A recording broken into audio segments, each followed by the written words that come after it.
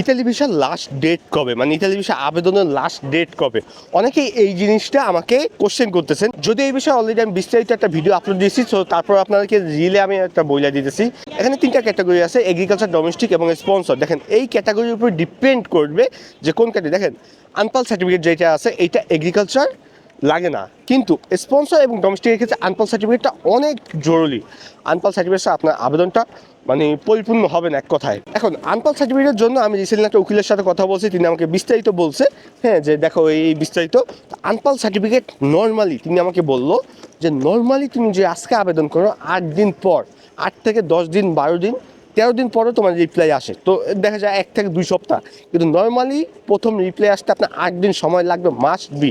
এখন এইখানে আমি ক্যালেন্ডারে যেটা দেখলাম, ক্যালেন্ডারে যদি আমরা তারিখ হিসাব করি যে 27 এবং 28 তারিখে হলো বৃহস্পতি শুক্রবার, 28 তারিখে হলো শুক্রবার, শনি রবিবার, 29-30 তারিখে শনি রবিবার, হ্যাঁ।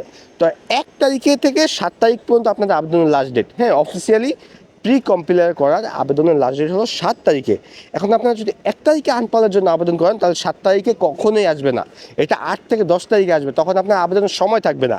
কিন্তু আমরা যদি বলি যারা স্পন্সর কিংবা ডোমেস্টিকে আছেন তারা 28 কিংবা 27 কিংবা 28 তারিখের ভিতর আবেদন শেষ করে দেন, কারণ আপনার আনপাল সার্টিফিকেট এর আগে যদি হয়ে আসে তাহলে ভালো, কিন্তু এরপর আর কেউ আনপালের জন্য আবেদন করবেন না, কারণ আনপাল আপনার ডোমেস্টিক এবং স্পন্সরের জন্য অনেক অনেক অনেক গুরুত্বপূর্ণ।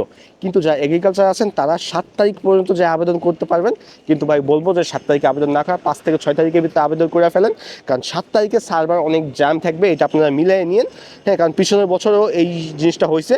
সো দয়া করে আপনারা যা এগ্রিকালচার আবেদন করবেন তারা 5, 6, 7 তারিখের ভিতরে আবেদন করতে পারবেন, তখন আপনারা আবেদন অপশন থাকবে। কিন্তু যারা স্পন্সর কিংবা ডোমেস্টিক আবেদন করবেন তারা ভাই দয়া করে 27 কিংবা 28, দেখেন আমার ক্যালেন্ডারে কিন্তু 27 কিংবা 28 তারিখে দেখাইতেছে হলো, 27 তারিখে হলো বৃহস্পতিবার, 28 তারিখে হলো শুক্রবার। তো এরপর আর কেউ আবেদন করেন না। এখন লাস্ট ডেট আপনারা চাইছেন, আমার মতে লাস্ট ডেট এটা, আমার যতটুকু ইনফরমেশন আছে, দেখেন আমি 2.5 বছর 3 বছর ইনফরমেশন নিয়ে কাজ করতেছি। সো আমার জ্ঞানে বলে যে 28-29 তারিখের পর আপনারা স্পন্সর কিংবা ডোমেস্টিকে কেউ আবেদন করেন না, কারণ আপনাদের আনপাল যদি আগে থেকে করা থাকে তাহলে ঠিক আছে ভাই।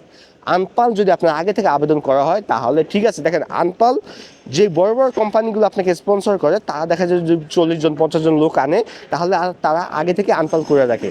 আমার কথা বুঝছেন, তারা আগে থেকে আনপাল করে রেডি করে রাখে যে আমি 20 জন লোক আনবো, আমি 20 জনের আনপাল আগে থেকে করে রাখি, আমি 10 জন লোক আনবো, আমি 10 জনের আনপাল করে থাকি। যদি তখন তার যদি কোনো কোঠা বাকি থাকে যে না তিনি 9 জনের জন্য আবেদন করছেন, এখন আরও একজন লোক লাগবে, তাহলে তিনি ওই একজনের আনপাল দিয়ে একটা আবেদন করতে পারবে, সেটা 5 তারিখে হোক 6 তারিখ হোক। আশা করি আমার কথাটা বিস্তারিত আপনারা বুঝতে পারছেন, আপনাকে আমি কি বুঝতে চাইছি এটা বিস্তারিত বুঝতে পারছেন।